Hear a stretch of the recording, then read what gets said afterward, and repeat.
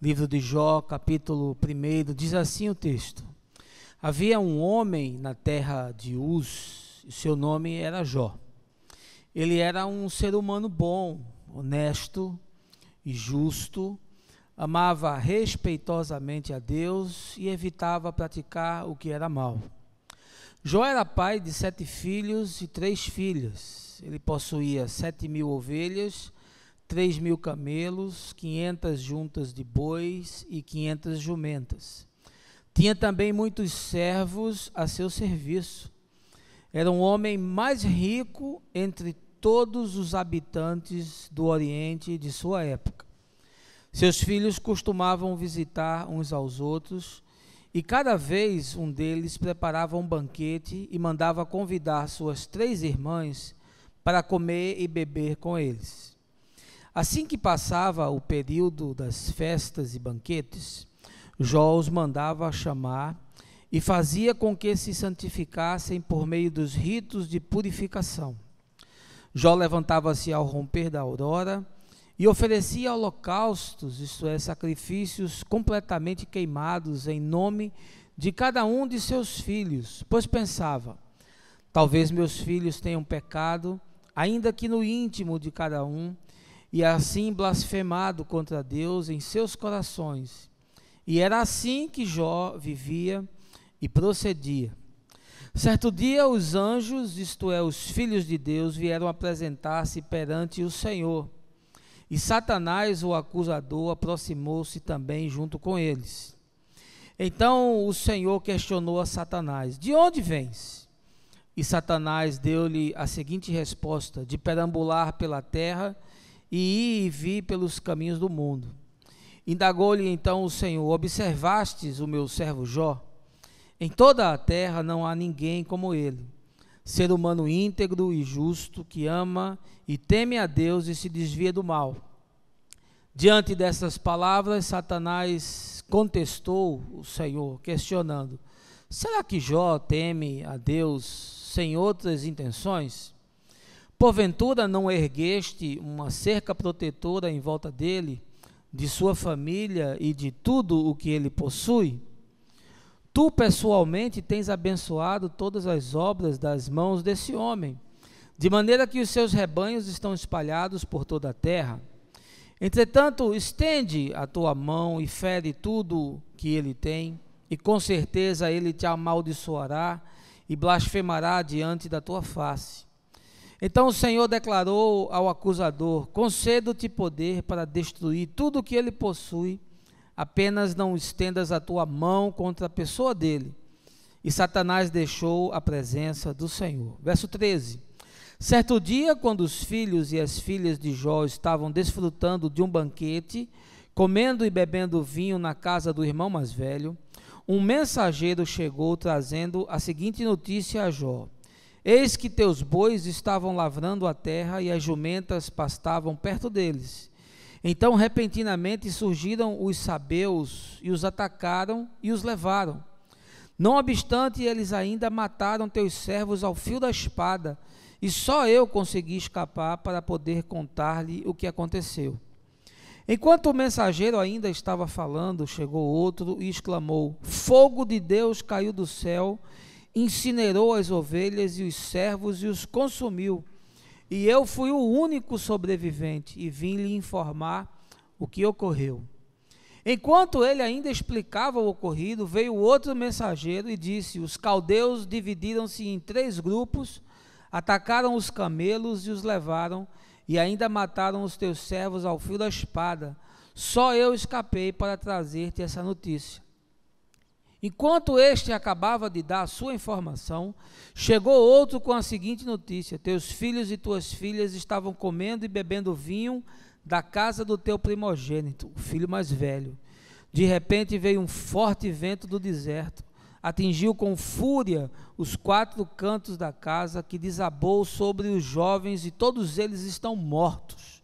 E eu fui a única pessoa que sobreviveu para lhe contar o ocorrido. Ao ouvir tudo isso, Jó levantou-se, rasgou o manto que vestia e foi raspar a cabeça. Logo em seguida ajoelhou-se, encostando o rosto no chão, em sinal de humildade e adoração diante de Deus, e exclamou em oração: Nu deixei o ventre da minha mãe, e nu partirei da terra. O Senhor deu, o Senhor tomou. Bendito seja o nome do Senhor. E em todas essas atitudes, Jó não errou, nem pecou, e também jamais culpou a Deus por revés algum. Verso 1 do capítulo 2. Em um outro dia, os anjos, os servidores celestiais, voltaram a se apresentar perante o Senhor, e Satanás, o acusador, também estava entre eles, para da mesma maneira ser ouvido pelo Senhor. Então o Senhor questionou a Satanás: de onde vens? E Satanás deu-lhe a seguinte resposta: de perambular pela terra e vir pelos caminhos do mundo. Indagou-lhe então o Senhor: observastes o meu servo Jó? Em toda a terra não há ninguém como ele, ser humano íntegro e justo, que ama e teme a Deus e se desvia do mal. Jó se mantém íntegro, apesar de haver tentado me instigar contra ele, a fim de castigá-lo sem motivo. Diante do que declarou Satanás: é porque não tocastes na pele dele, pele por pele. Tudo quanto um ser humano tem, ele dará para salvar a sua vida. Ora, estende a tua mão agora mesmo, e toca-lhe nos ossos e na carne, e ele prontamente te amaldiçoará e blasfemará na tua face. Então o Senhor declarou a Satanás: eis que meu servo está entregue em tuas mãos, contudo poupa-lhe a vida. Saiu, portanto, Satanás, o acusador, inimigo da presença do Senhor, e passou a afligir Jó, o servo de Deus, com feridas terríveis, que iam da sola dos pés até o alto da cabeça. Então Jó lançou mão de um caco de cerâmica, e com ele coçava-se, raspando suas feridas, sentado sobre as cinzas. Então, aproximando-se a esposa de Jó, admoestou-lhe: deixa de ser teimoso em sua lealdade, homem. Isso não vai resolver nada. Amaldiçoa logo a Deus e morre. No entanto, ele lhe afirmou: mulher, tu falas como uma louca. Porventura receberemos de Deus apenas o bem que desejamos, e não também o infortúnio que ele nos permite? E em todas essas provações, os lábios de Jó não o fizeram vacilar e pecar. Essa, irmãos, é a palavra do Senhor, um texto peculiar, intrigante, instigante, que eu quero essa manhã repartir com você, e sempre com o desejo de que ele traga lições para a nossa vida, não seja apenas páginas da história do Velho Testamento, mas sobretudo que ele lhe motive a viver como Jó viveu e andar nos princípios que ele andou. Quando eu saí do Banorte em 1996, depois de 11 anos trabalhando naquela instituição, eu devo praticamente tudo que eu sei de tecnologia à base que foi construída durante aquele tempo. Mas eu sempre tive vocação para o empreendedorismo. E já muito cedo, com 21 anos de idade, já tinha minha própria empresa. Trabalhava no banco, de manhã e de tarde, e no período da noite eu tocava um negócio de informática, um birô de serviços, fazendo processamento de folha de pagamento, controle de estoque, algumas atividades ali na década de 80. Pois bem, quando eu saí do banco, o banco foi vendido, eu pedi demissão, entendi que era hora de me desligar, porque o mercado ainda teria algumas oportunidades e muita gente seria demitida, eram 800 profissionais na área de tecnologia. Eu me antecipei e peguei a minha indenização de 11 anos de trabalho e comecei a construir um produto que eu acreditava, pensava que ia gerar oportunidades, como de fato gerou, e construí um protótipo para buscar alguém que pudesse fazer um investimento. Isso é muito comum entre as empresas de tecnologia, que nós chamamos de startups, e ali no final da década de 90, quando o advento da internet comercial chegou ao Brasil, muitas dessas iniciativas foram contempladas com dinheiro que nós chamamos de capital de risco. É quando você encontra um investidor que se interessa pela sua ideia, pelo seu negócio, pelo seu produto ou pelo seu protótipo, e mediante uma parte das ações, ele vai colocar dinheiro para fazer, então, o desenvolvimento daquela atividade, daquele negócio, daquele produto, que foi o caso.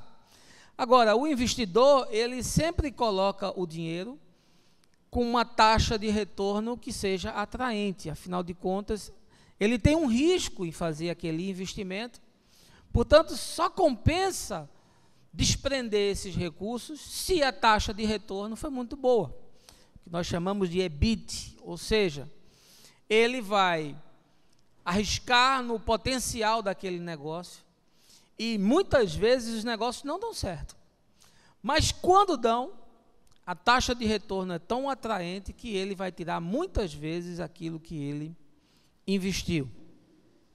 Quando eu me lembro dessa dinâmica do mercado, eu logo faço uma relação com o que está acontecendo nos nossos dias na igreja.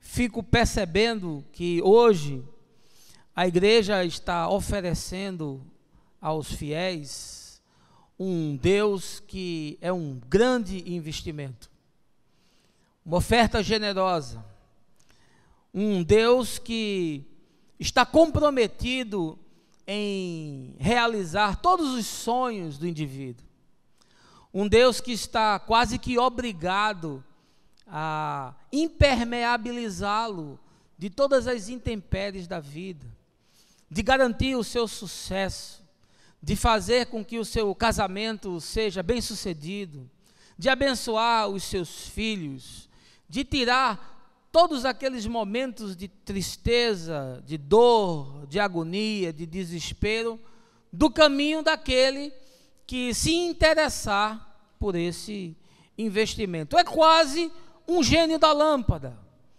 um Deus disposto a fazer qualquer performance para atender aos devaneios e aos desejos daqueles que desejarem investir.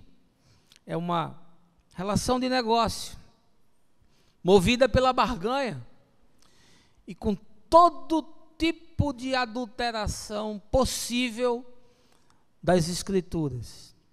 Mas, curiosamente, esse é um modelo que prospera. Aliás, ele é o que mais prospera nesse tempo. E as igrejas que adotaram esse modelo foram e estão sendo extremamente bem-sucedidas. Entenda-se, bem-sucedidas na quantidade de gente que frequenta os seus templos, que se envolvem com os seus congressos, com os seus eventos, com as suas atividades. Não obstante, eu penso e entendo que isso não tem qualquer comunhão com o Evangelho, muito menos com Jesus. E aí me surge a pergunta, se as pessoas estão dispostas a investir numa relação de risco, nesse Deus que vive para atender desejos, o que é que esse tipo de Deus pensa das pessoas? Deixa eu lhe fazer uma pergunta essa manhã. Quando Deus olha para você, o que é que você acha que Ele pensa? Você se considera um bom investimento? O que é que você oferece? Quais são os requisitos, quais são as habilidades que você traz consigo para que você se torne interessante para Deus? A sua taxa de retorno é apetitosa? Você se considera um investimento de curto, de médio ou de longo prazo? Você é um investimento confiável, seguro? Eu queria essa manhã compartilhar com vocês a história de Jó, um homem que parece pela narrativa ser um excelente investimento, e quero tirar da sua história algumas lições para mim e para você, mas eu não queria fazer isso sem antes convidá-lo a um momento de oração. Baixe a sua cabeça, feche os seus olhos.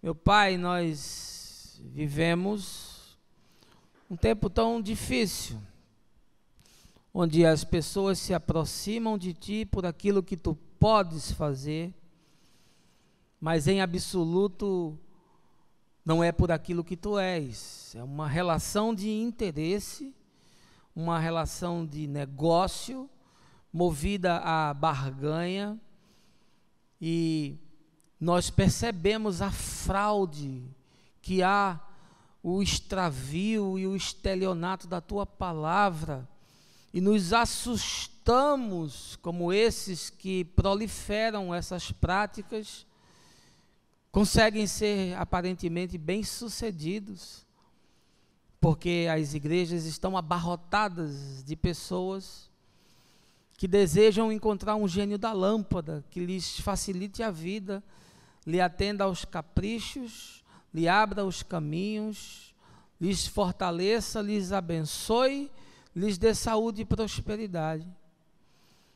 Mas nós olhamos, Senhor, para o Evangelho, para a vida de Jesus, dos apóstolos, dos pais da igreja e de todos aqueles que guardaram firme a boa confissão, e entendemos que essa doutrina anunciada não tem absolutamente nada a ver com aquilo que está no teu coração, e que o Senhor, encarnado em figura humana, nos ensinou a viver. Essa manhã eu te peço, fala conosco, traz-nos, Senhor, a tua boa palavra, mediante o teu Espírito Santo, no nome de Jesus, amém.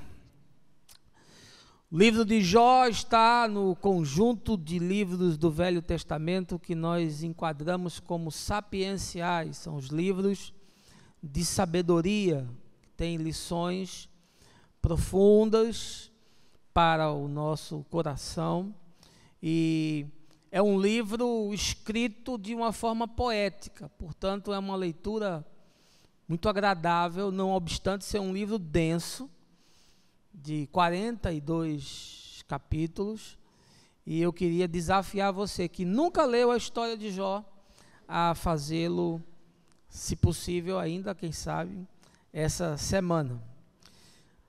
A história de Jó mais parece com uma novela, ela é bem construída, e os teólogos divergem no sentido de que tenha sido o próprio Jó a escrever o livro inteiro.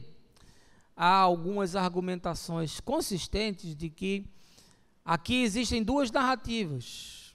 A narrativa do próprio Jó, contando a sua história, e uma outra narrativa que cria uma cenografia, cria um arcabouço, ou seja, esses dois primeiros capítulos e o último capítulo de Jó é como se fosse uma construção literária feita por um outro autor, de tal forma que ele permite que a história central possa estar sendo ali inserida, de tal maneira a ganhar os seus maiores significados. Eu gosto dessa linha de interpretação, é a que eu particularmente adoto. O texto é considerado o texto mais antigo dos textos encontrados do Velho Testamento, por isso provavelmente tenha sido o primeiro a ser escrito. Não obstante, a história de Jó não nos remeter ao princípio de todas as coisas. Os estudiosos e os biblicistas afirmam que é uma literatura de aproximadamente 2000 antes de Cristo, então um texto de fato bem antigo. E curiosamente ele fala da história de um homem que não é israelita, o que é um achado, uma vez que uma das condições para a formação do cânon do Antigo Testamento é que o livro falasse da história de Israel, e portanto você não encontra na narrativa de Jó nada que nos remeta à história de Israel. Jó é um oriental, um homem rico, muito bem sucedido, é um grande latifundiário, um homem com muitas posses e com muitos homens a seu serviço, que desfruta de uma vida confortável, que vive na companhia dos seus filhos, das suas filhas e dos filhos das suas filhas. E os primeiros versículos da narrativa nos colocam dentro desse cenário, desse homem já idoso, e nos apresenta a imagem de alguém que teme a Deus, que conhece a Deus, que ama a Deus, que reverencia a Deus, que segue os valores de Deus, ao tal ponto que ele, como sacerdote da sua casa, influencia toda a sua família. É curioso ver num escrito veterotestamentário a história de um homem que não é do DNA sagrado de Israel, e não obstante esse homem conhece a Deus. A questão central, principal, que motiva a escrita do livro de Jó e o fato dele ser um livro tão importante para a minha vida e para a sua vida, é porque ele trata de uma questão existencial inquietante, que é por que acontecem coisas ruins a pessoas boas. Talvez coubesse aqui o questionamento se existe alguém bom debaixo do sol. E obviamente, do ponto de vista da teologia da salvação, da graça, do arrependimento, da queda, nós sabemos que não. Mas essa é uma indagação existencial. Ou seja, por que acontecem tragédias com pessoas boas? Com gente legal, com gente bacana, com gente que faz o bem, com gente que tem uma agenda positiva, com gente séria, com gente íntegra, com gente honesta.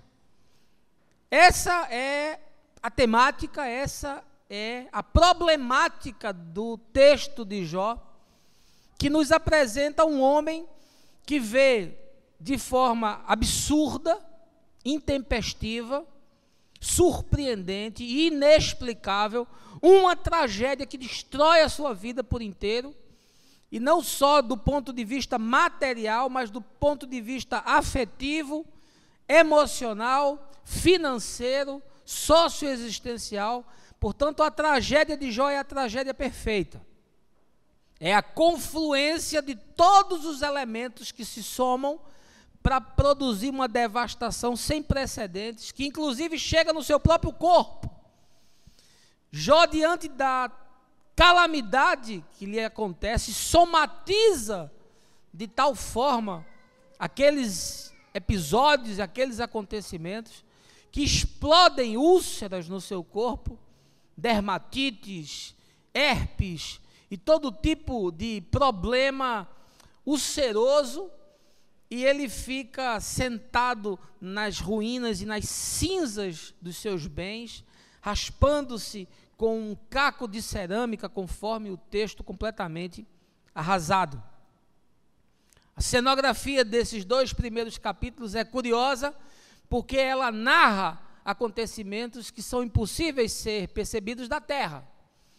Ela nos descreve uma conversa entre Deus e Satanás, no momento onde os filhos de Deus, os anjos, estão se apresentando diante do Senhor. Por isso me parece muito mais uma construção literária para dar significado ao que acontece com Jó. A tragédia de Jó precisa de uma explicação. O absurdo, o extraordinário, o inexplicável que se derrama como lavas de vulcão sobre a vida de Jó, só ganha um significado maior quando nós percebemos esse diálogo que acontece entre Deus e Satanás, onde Deus permite que aquela passividade, aquela harmonia, aquele conforto, aquela paz, aquele sossego, aquela graça, aquela prosperidade na qual o Jó vivia seja mexida em duas etapas. Na primeira, Deus permite que o diabo destrua todos os seus bens e mate todos os seus filhos. Mas Jó mesmo é preservado. E num segundo momento, o próprio Jó é atingido com úlceras, com enfermidades nos ossos, na pele e na alma, sobretudo, levando esse homem ao limite, ao extremo daquilo que é possível de ser vivido. Agora, uma coisa me chama a atenção nesse cenário que eu quero agora lhe convidar a entrar e se fazer presente nessa reunião onde os filhos de Deus se apresentam ao Senhor e com eles vem Satanás. Torne-se um espectador dessa ambiência e desses acontecimentos. É o fato de que Deus diz para o diabo: você já viu o meu servo Jó? Não há ninguém como Jó. Jó é um cara íntegro. Jó é um homem santo. Jó é um homem de coração rendido. Jó é um homem justo. Jó é um homem que faz sacrifícios. Jó é um homem que faz oblações. Jó é um homem de jejum. Jó é um homem da adoração. Jó é um homem quebrantado. Jó é um homem que transmite os valores que ele tem aprendido na sua relação comigo, a sua própria casa, e influencia os seus filhos. Não há ninguém como Jó. Jó é um grande investimento. Jó corresponde às minhas expectativas. E aí o diabo entrou com uma argumentação curiosa, dizendo o seguinte: mas ele faz tudo isso porque você impermeabilizou ele. Ele faz tudo isso porque você poupou ele de todas as intempéries da vida. Jó se tornou essa bênção porque Jó não tem problema. Jó não sabe o que é fome. Jó não sabe o que é desemprego. Jó não sabe o que é problema no casamento. Jó não sabe o que é um filho nas drogas. Jó não sabe o que é uma filha na prostituição. Jó não sabe o que é depressão. Jó não tem que trabalhar 3 expedientes. Jó não tem que andar de metrô. Jó não tem que pagar juros de cheque especial. Jó não tem que ser atendido numa UPA. Jó não sabe o que é problema, meu amigo. E assim qualquer um é uma benção. Poupado de enfrentar as dinâmicas que são próprias da vida, qualquer um serve a Deus e ama a Deus. E aí diz o texto que o Senhor disse: então você está autorizado a ir lá e fazer uma bagunça na vida de Jó. Você vai poupar uma única coisa, que é a sua vida. Mas o resto você está autorizado a fazer. E aí, levando-se em consideração esse diálogo inusitado, do meu ponto de vista ficcional, novelesco, que cria a cenografia que torna possível entendermos a catástrofe de Jó. Mas eu também penso que a catástrofe de Jó não é para ser entendida. E esse é o grande erro de Jó, do capítulo 3 até o 38 ou 39, se não me engano, quando ele tenta achar uma explicação para a tragédia que lhe sucede. Porque aí Jó deixa de ser esse personagem que foi praticamente moldado para a perfeição do capítulo 1 e do capítulo 2, que se rende à soberania de Deus, que diz: o Senhor deu e o Senhor tirou, bendito seja o nome do Senhor, que depois argumenta com a sua mulher: eu tenho recebido o bem de Deus, não receberia também, juntamente, a possibilidade do mal, que Ele permite que sobre mim venha? Mas no capítulo 3, se você for ler, Jó amaldiçoou o dia em que nasceu, e diz que foi uma tristeza ter sido parido, e que a sua vida se tornou uma desgraça, e que ele é motivo de opróbrio, e que ele é uma vergonha no meio do seu povo. E do capítulo 3 até ali o 38, se não me engano, Jó está tentando achar uma explicação para o que não tem explicação. Jó está tentando se justificar diante de Deus, porque Jó se acha muito bom, muito íntegro, muito piedoso, muito solidário, muito santo, muito espiritual, e portanto, ele não pode ser alvo de uma tragédia, ele não pode ser alvo de uma desgraça, os seus filhos não podem ter morrido de maneira intempestiva, os seus bens não podem ser dilapidados sem uma lógica e uma explicação, porque Deus está obrigado a nos poupar de todas essas coisas, porque nós o servimos, nós o seguimos, nós o amamos, e por conta disso, nós devemos ser tratados de uma forma especial. É como um seguro, nós pagamos o seguro para não usá-lo, porque para usá-lo não faz nenhum sentido.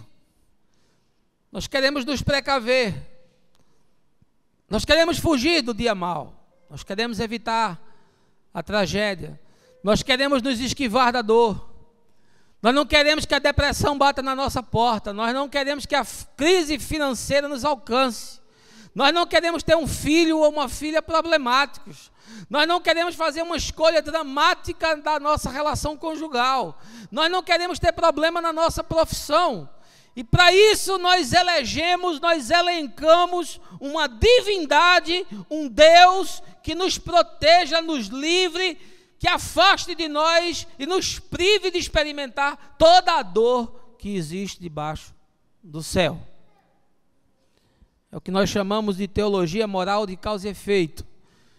Se alguma coisa acontece de ruim a alguém que ama e teme a Deus, é porque ele fez alguma coisa de errado. Essa é a lógica dos amigos de Jó, que vão começar a debater com ele, dizendo: Jó, se te acontece uma desgraça desse tamanho, dessa envergadura, é porque alguma coisa de muito má você fez. Ou seja, é um Deus contabilista, é um Deus que lhe dá conforme o seu merecimento, é um Deus que lhe retribui na mesma moeda, é um Deus que faz uma barganha com o humano caído, desprovido de qualquer possibilidade de agradá-lo. É um Deus que tanto pode abençoar como amaldiçoar. E se nós formos procurar essas premissas em Jesus, que é a melhor definição de Deus que nós temos, que é a única explicação possível de nós entendermos quem é Deus, que é a manifestação perfeita do Pai, conforme ele disse para Filipe: Filipe, quem vê a mim, vê ao Pai. Nós não encontramos nenhuma dessas questões, porque elas são questões construídas pelo homem. Eu olho para a igreja dos nossos dias e percebo que nós estamos vivendo como se a fé fosse um mercado. E aí as pessoas estão investindo, estão apostando no Deus S.A. Deus S.A. é a grande empresa, onde o maior acionista está disposto a produzir resultados, a gerar benefícios para todos aqueles que comprem as suas ações. Como se Deus estivesse comprometido em viabilizar a existência das pessoas, tirando todo tipo de problema e dificuldade da sua frente, assim como ele fez com Jó. Se nós fizermos uma interpretação literal desse texto, e se nós não percebemos que essa cenografia é criada para tentar explicar o que é inexplicável, porque todos nós estamos expostos à dor, à tragédia, ao sofrimento, à perda, a calamidades, e tentar explicar e buscar sentido e lógica nessas coisas é uma perda de tempo sem precedentes e vai fazer com que haja a morte da sua fé e vai se exiguir toda a paz que você possa um dia ter carregado no coração. A igreja é uma espécie de bolsa de valores, negociando produtos que entretêm as pessoas, para que elas consumam esses produtos e, obviamente, paguem por eles. Paguem de todas as formas, sobretudo com seus dízimos e suas ofertas, para fazer com que esse Deus capitalista funcione. Esse Deus que é um investidor, e quanto mais você dá, mais retorno você tem. E quanto mais você paga, mais essa bênção e essa graça de Deus cai sobre você. E quanto mais você investe, mais possibilidade de se impermeabilizar contra todas as intempéries da vida você fica. Só que na prática não funciona. Porque Deus não joga pôquer. Deus não está blefando. Deus jamais investiria no ser humano. Tudo que eu e você temos da parte de Deus é por causa do seu amor incondicional, de uma única via, que se entregou por mim e por você quando nós éramos pecadores e não o conhecíamos. Portanto, chega a ser absurdo imaginar que Deus participe de um tipo de negociata desse tipo. Me deixa estarrecido ver as pessoas lotando templos de igrejas que anunciam uma verdade que está totalmente adulterada e que não tem nada a ver com o Evangelho. E aqui surge uma questão intrigante. Como é que você reagiria à tragédia de Jó? Se ela acontecesse com você, se ela acontecesse na sua casa, qual é a natureza da sua fé? Qual é a envergadura da sua fé? Qual é a profundidade da sua espiritualidade? Qual é a consistência do seu caráter? Que tipo de relação você construiu com Deus nesses anos em que você diz que está caminhando com Ele? E mais do que isso, o que é que Deus espera de você? Você investiria em você? Talvez você tenha expectativas a respeito de Deus. Talvez você venha no encontro aqui no domingo, porque isso se tornou uma obrigação, quase que um compromisso social, e você tem expectativas de que fazendo essa agenda, a sua semana vai ser abençoada. Ou quem sabe você imagina que quando você toma a ceia, aquele copinho de vinho e aquele pedacinho de pão são como amuletos que, ao serem ingeridos, produzem uma espécie de máscara que lhe protege contra todo o mal. É um espinafre do Popeye que lhe fortalece e que lhe faz agora enfrentar os desafios da vida e ser alguém que consegue resistir às artimanhas e às perversidades do diabo. Quem sabe você se envolve com alguma atividade porque você pensa que Deus quer que você trabalhe para Ele. Que você se envolva com um movimento, ou que se envolva com um congresso, ou que você se envolva com alguma atividade semanal, uma reunião de ensino, um culto de louvor, ou com uma vigília de oração, ou com uma reunião de pequeno grupo. E aí você imagina que quanto mais dessas coisas você faz, mais Deus se impressiona com você. E mais Deus vai dizer assim: olha, tu vistes ali o meu servo. Ele é íntegro, justo, se arrepende, se afasta do mal. Não há ninguém como ele. Você investiria em você? Porque se você for ler o resto da história de Jó, você vai ver que Jó se parece muito com você, se parece muito comigo. Jó é um homem tentando a explicação para o inexplicável, buscando uma lógica e um sentido para a tragédia que lhe ocorre, como se Deus tivesse a obrigação de poupá-lo e de preveni-lo contra todas essas coisas. Afinal de contas, Jó era um excelente investimento. Jó dava uma excelente taxa de retorno. Jó era alguém impressionante, ele era o melhor garoto propaganda que Deus tinha no Oriente. Ele era alguém tão impressionante que quando Deus está conversando com Satanás, cita Jó. E se você olhar o texto dessa perspectiva, esse Deus se transforma num garoto aloprado. Esse Deus se transforma num Deus bobão, que inclusive se deixa enredar por Satanás, se deixa iludir pelo diabo, permitindo que ele bagunce a vida de um homem que serve e teme a ele. E obviamente eu não acredito que isso possa ser algo além da construção da cenografia que nos dá a possibilidade de olhar para o texto de tal forma que ele ganhe algum significado. Eu acredito piamente na tragédia de Jó. Ainda que a tragédia de Jó seja apenas uma novela, uma criação literária para nos trazer significados, importâncias e lições, porque a tragédia de Jó é a tragédia de todo homem.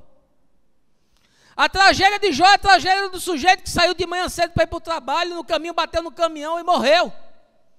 É do motoqueiro que saiu para trabalhar e alimentar e cuidar da sua família e dos seus filhos e morre no asfalto. É da pessoa que está chegando em casa depois de um dia de trabalho e vem um assaltante e lhe dá um tiro na cabeça. É da mulher grávida que vai dar à luz e tem um eclâmpsia e morre ela e o menino. É do homem bom que sai de casa para trabalhar e o viaduto cai na cabeça dele. Ou seja, a tragédia de Jó é a tragédia de todo homem. Porque nós vivemos num mundo caído.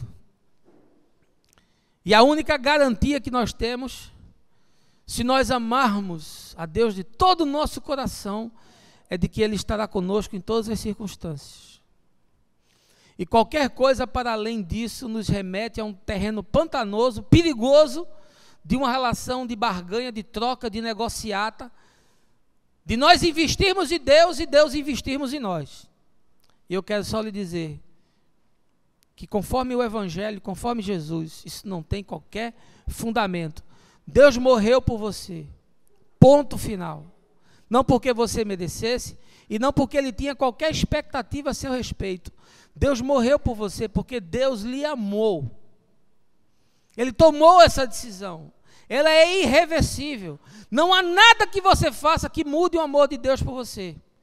E não há nada que você faça que possa surpreender a Deus, possa impressionar a Deus, possa levar Deus a te amar mais do que Ele já ama ou te abençoar mais do que Ele já te abençoou. Portanto, não faça chantagem com Deus. Não faça negociata com Deus. Não tente você comover Deus. Não chantageie Deus. Não diga que a sua unha encravada está doendo tanto que você quer que Deus se sensibilize.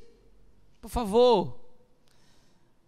Ao menos, se você se propõe a andar com Deus, conheça o Deus a quem você serve.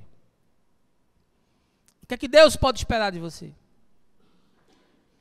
Se Deus é esse investidor capitalista, que trabalha com taxa de retorno, e se a sua vida é pautada numa relação em que você tem expectativas de Deus, e você dá a sua oferta ou dá o seu dízimo, para que o devorador não destrua a sua casa, as suas finanças, e se você colocou as suas habilidades e os seus talentos para suprir a agenda da casa de Deus e você tem expectativas quanto a isso, a minha pergunta essa manhã é única, simples, direta, objetiva e talvez angustiante. Você suportaria a tragédia de Jó e continuaria amando a Deus? Seja íntegro, seja verdadeiro aí na sua ponderação. Você investiria em você? Por que é que Deus deve investir em você? Você é um bom investimento? Você é fiel? Você é alguém que Deus pode confiar? Você é constante? Você se compromete e você cumpre? Você é uma pessoa de palavra? Você é alguém que se entrega a uma causa?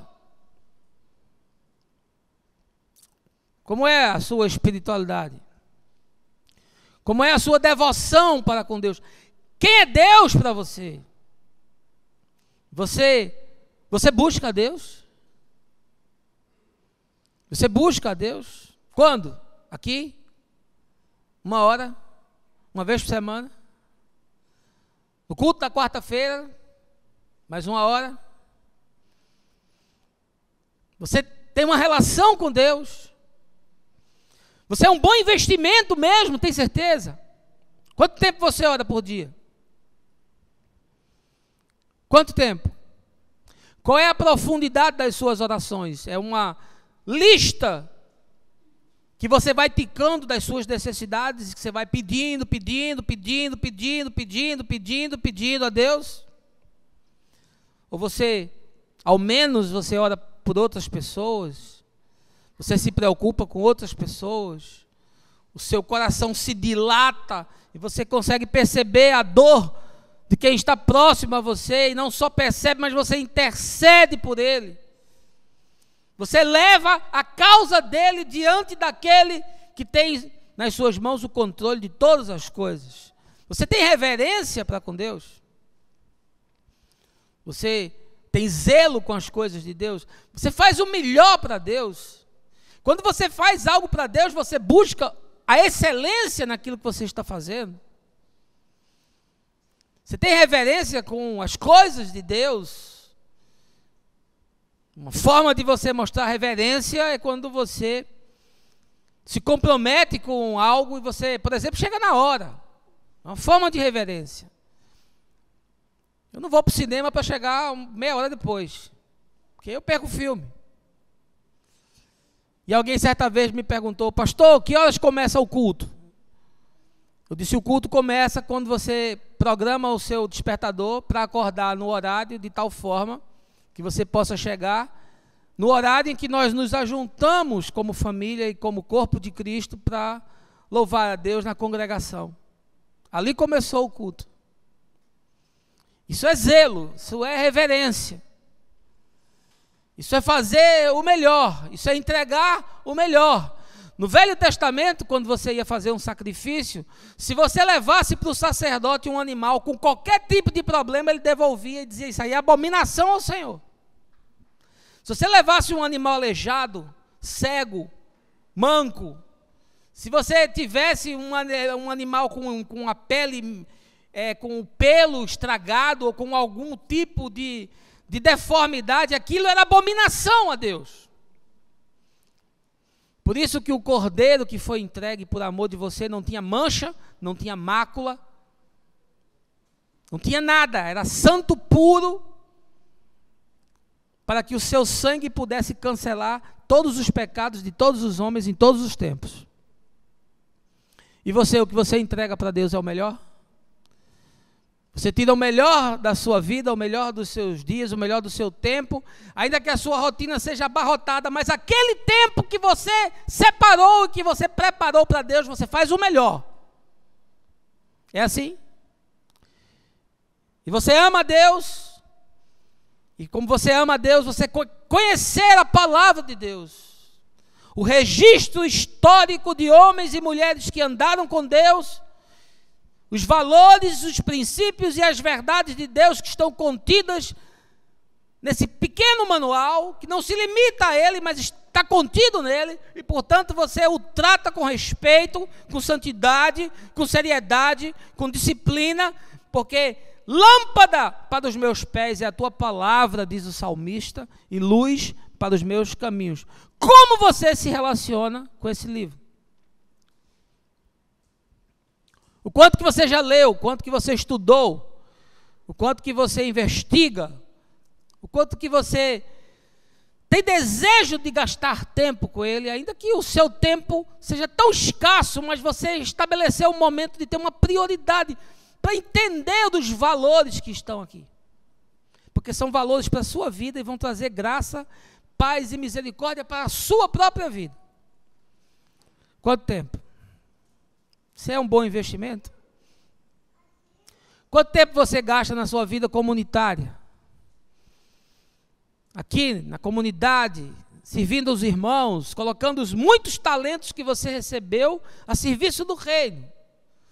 E num compromisso que você se sente parte do projeto de construção, não de uma casa de tijolo e cimento, mas de uma construção espiritual. Você é uma peça dentro dessa engrenagem no sentido positivo de colaborar com o crescimento, o amadurecimento dos irmãos e de também tornar esse espaço físico relevante a todos aqueles que nos cercam. Qual é o seu compromisso? O que é que você faz? O que é que você faz de serviço para o outro? Entendendo que Deus escolheu ser amado no outro e que não há evangelho se não há o outro, e que você tem responsabilidade sobre a vida do outro, e que Jesus vai perguntar a você como é que você caminhou discernindo a vida do outro. Como é que você trata essa questão? Como é que você trata, por exemplo, a sua casa, o seu espaço? Ali é algum espaço para Deus? Deus é buscado na sua casa? Você tem muito interesse que seus filhos sejam abençoados? Seus filhos têm contato com a fé? A sua vida inspira, instiga, provoca o olhar dos seus filhos para dizer: eu quero ser como a minha mãe, eu quero ser como meu pai, eu quero andar com Deus como Ele anda, eu quero conhecer a Deus como Ele conhece. E o seu espaço familiar se tornou um espaço de acolhimento, de fomento da fé, e ali Deus pode utilizar aquele ambiente para fazer coisas que são concernentes ao seu reino. E você saiu de você mesmo, você visita os enfermos, os necessitados, você se apieda do deprimido, do excluído, do diferente. Você tem priorizado as coisas e os valores de Deus na sua própria vida. Essas são algumas brevíssimas, pouquíssimas, simplíssimas perguntas, irmãos, para a gente se questionar qual é a natureza da nossa relação com Deus. Quem é Deus para nós? O que é que nós pensamos que Deus espera de nós? Porque me parece que a grande maioria das pessoas se relaciona com Deus sobre essas premissas. O que eu dou para Deus e o que Deus vai dar para mim. Se não houvesse céu, se não houvesse vida eterna, você ainda continuaria amando a Deus? Se não houvesse inferno e diabo, você ia cair na bagaceira porque a graça de Deus já lhe perdoou de tudo? Quem é Deus para você? Até onde você leva Deus a sério? Ou você acha que Deus é um otário, que está lá sentado num trono, um velho ranzinza, babão, gagá, displicente, adormecido, destemperado? Vez ou outra ele aperta um botão errado e gera um tsunami. Vez ou outra ele se descuida e cai um caminhão na cabeça do outro, que não tem nada a ver com nada, que não deveria estar naquele lugar, naquela hora. Quem é Deus para você? É uma divindade aloprada? É um capitalista escroto, fazendo negócio, abençoando uns, amaldiçoando outros, impermeabilizando uns, descobrindo outros? Cai chuva numa casa, na outra não cai, e Deus está controlando tudo isso, fazendo um ajuste, um acerto de conta com as pessoas. Quem dá mais, Ele abençoa mais. Quem dá menos, Ele abençoa menos. E quem não dá nada está lascado. Diz que numa dessas igrejas neopentecostais, a música que se canta é a seguinte: quem der 500, senta aqui na frente. Quem der 300, do meio para trás. Quem só der 100, fica lá de fora. Quem não der nada, vai embora e não vem mais. Quem é Deus para você? Você investiria em você? Você apostaria em você como um discípulo de Jesus que está comprometido com a obra do reino de Deus? Você investiria em você? Você confiaria em alguém que é como você para fazer o projeto de edificação do reino de Deus? Agora uma pergunta: você acredita que Deus tem expectativas a seu respeito? Será que Deus olha para você como Ele olhou para Jó e disse: você já viu lá o meu servo Jó? Porque apesar de eu acreditar que essa é uma construção literária, cenográfica, para nos ajudar a compreender melhor o que sucede com Jó, que no fundo é uma arquetipia que se projeta para todos nós, para tudo aquilo que não tem explicação, para o pai que enterra um filho que não tem explicação, para um negócio que quebrou, mesmo o empresário sendo justo e íntegro, e não tem explicação, para uma relação que se dessignificou e não tem explicação, para a pessoa comprometida, gente boa, solidária, generosa, que pega um câncer no cérebro e não tem explicação. Ainda assim, isso me remete a algumas questões, porque Deus não precisa de mim, nem precisa de você. E o profeta Isaías usa uma alegoria muito forte para expressar isso, dizendo que as nossas obras são trapos de imundície.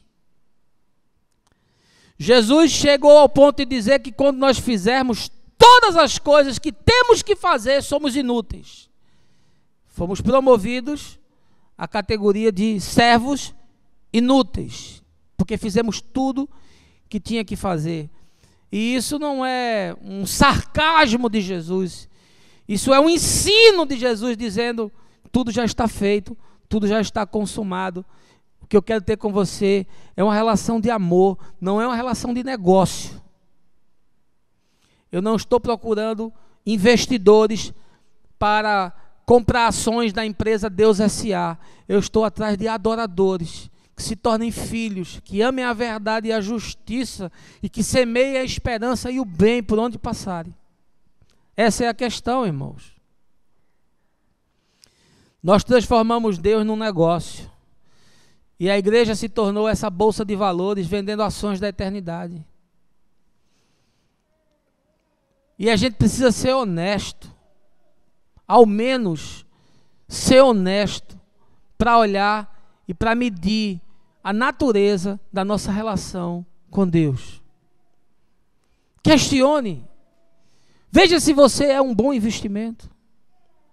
Veja se você corresponde a toda a quantidade de bênção que você recebeu, de graça, de amor e de misericórdia. Porque você está aqui hoje de manhã, é misericórdia, meu irmão. Sabe por quê? Tem gente que não acordou hoje.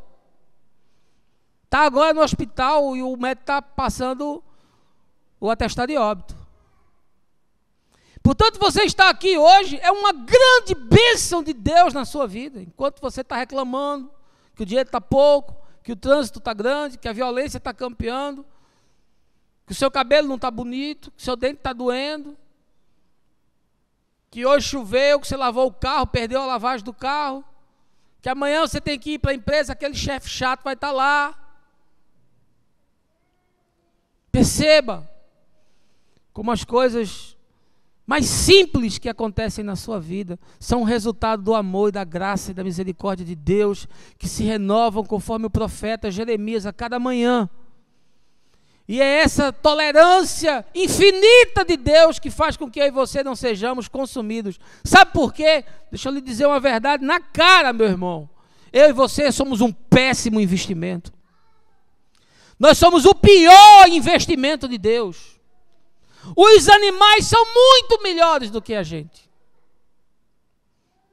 Os animais se parecem muito mais nas suas atitudes com filhos de Deus do que os homens. Os homens são o único animal vivo que chegam em qualquer lugar e destroem o ambiente no qual eles estão. pela sua vaidade, pela sua ganância, pela sua arrogância, pela sua perversidade, pela sua luxúria. Nós somos um péssimo investimento. Péssimo. Nós destruímos o planeta. Nós matamos o nosso semelhante. Nós somos o pior investimento.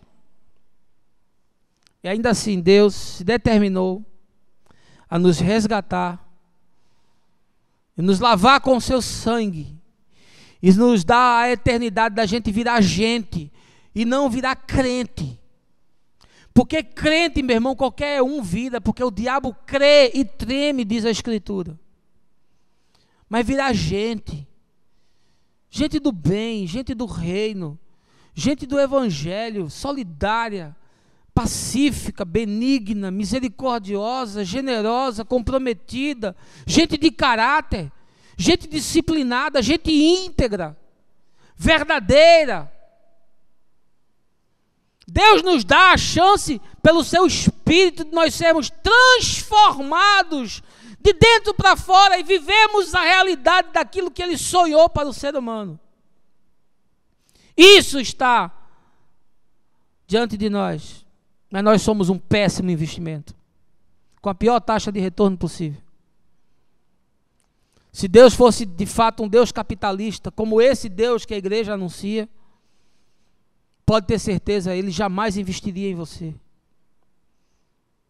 Jamais. Porque depois do capítulo 2 de Jó, a partir do capítulo 3, você vai ver que Jó é muito parecido comigo e com você. E ele se torna um péssimo investimento. Porque está cheio de jactância, está cheio de orgulho, está cheio de vaidade, de autocomiseração e de autopiedade, de autojustificação e de autoindulgência. Para nos revelar que todos nós, de alguma forma, somos Jó. E Deus continua e permanece imutável. E quando você vai para o desfecho da história de Jó, no capítulo 42, você vai ver Jó dizendo: eu falei do que eu não sabia. Eu te conhecia só de ouvir falar. Mas agora, depois da tragédia que eu vivi, os meus olhos te veem. Eu sei quem tu és e eu também sei quem eu sou. E Deus muda a sorte de Jó. O apóstolo Paulo diz: tanto sei estar humilhado, como também ser honrado. Em tudo e em todas as circunstâncias já tenho experiência tanto de fartura como de fome, assim de abundância como de escassez. Tudo posso naquele que me fortalece. Paulo diz: a minha fé e a minha relação com Deus estão acima das circunstâncias. Deus não muda para mim se as circunstâncias mudaram. Se tudo está bem, Deus é bom. Se tudo está mal, Deus é bom. E a sua misericórdia dura para sempre. E ainda que uma tragédia me suceda, e ainda que o mal despense sobre a minha cabeça, e ainda que o impossível e o inexplicável me abata, eu sei que nos céus Deus está conspirando de alguma forma para reverter tudo isso e produzir bem ao meu coração e gerar pacificação na minha alma. Essa é a palavra do Senhor, irmãos. E fica aqui o desafio de você avaliar qual é a natureza da sua relação com Deus. Para que nem você se engane, nem você perca tempo. Porque Deus não está interessado em nada que não seja o seu coração. E a sua relação honesta, sincera e verdadeira com Ele. Uma relação que produz uma mudança radical na sua existência. Por isso que Jesus disse: se alguém ama mais a mulher, a filho ou a pai, mais do que ama a mim, não é digno de mim. Ah, como eu vejo as pessoas amando trabalho, amando apartamento, amando viagem, amando gente, amando filho, amando esposo, amando carro, muito mais do que ama a Deus. Porque Deus é esse para-raio. Deus é esse escudo blindado, que só tem serventia se Ele impedir a desgraça de chegar na sua vida e na sua casa. Deus é um empregado da segurança da sua existência. 24 horas alerta, para tirar todas as setas inflamadas do diabo que vem na sua direção, de tal forma que você tenha conforto, paz e segurança. E se alguma coisa acontece que frustra os seus planos, você já se desestimula, você já se desmotiva, você já se descompromete, você não participa mais de nada, você não se envolve mais com nada, você não se responsabiliza por nada, você não usa nenhum dos seus talentos para construir nada, porque afinal de contas, você ficou desempregado. Sim, você ficou desempregado, você e mais 12 milhões de brasileiros. Porque é uma circunstância. E talvez você tenha ficado desempregado porque você não tem a qualificação necessária para o mercado. Quem sabe você foi negligente. Quem sabe você não era o melhor funcionário da sua empresa. E por que você não era o melhor funcionário, sendo você um discípulo de Jesus? Você deveria ser o melhor funcionário. Aquele que promove a paz no ambiente de trabalho, aquele que ensina os colegas, aquele que é solidário com todo mundo, aquele que é brother, aquele que faz o melhor e faz com excelência. Ah, pastor, mas eu não ganho para isso não.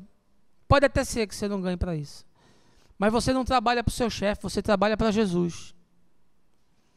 E se você não sabe isso, leia Efésios capítulo 6, aí você vai entender que o seu chefe não é Antônio, Ricardo, Solange, Priscila, Pedro ou Marcos. O seu chefe é Jesus, você trabalha para Ele.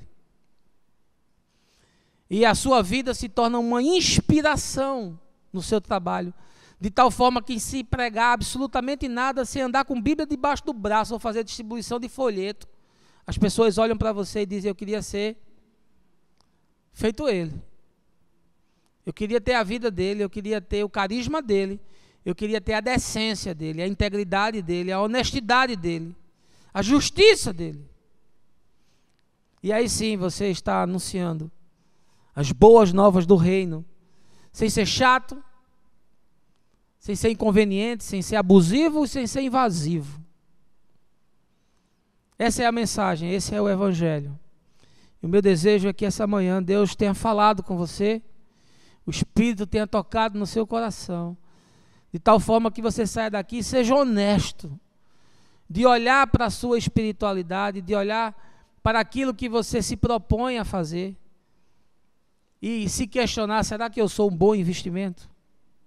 Será que eu tenho produzido de acordo com os talentos que eu recebi?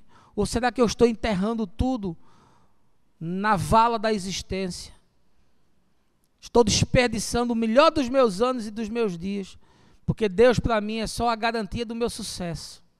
E a minha relação com Ele é a relação de um investidor que está comprando ações de um negócio, esperando uma boa taxa de retorno. Que Deus nos abençoe, no nome de Jesus, amém.